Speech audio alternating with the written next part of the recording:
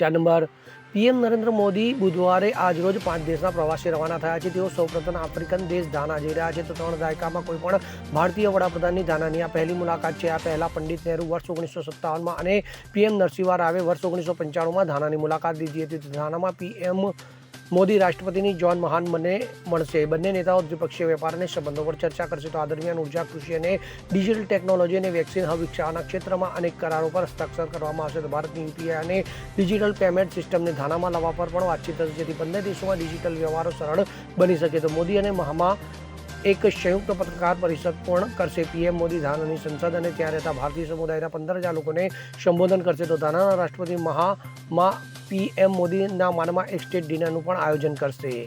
Bureau report, CN24 news. હવે જુઓ દેશ દુનિયાની તમામ ખબરો તમારી આંગળીના ટેરવે. ઉઠાવો મોબાઈલ અને ગૂગલ પ્લે સ્ટોર પરથી ડાઉનલોડ કરો અમારી CN24 ન્યૂઝ મોબાઈલ એપ.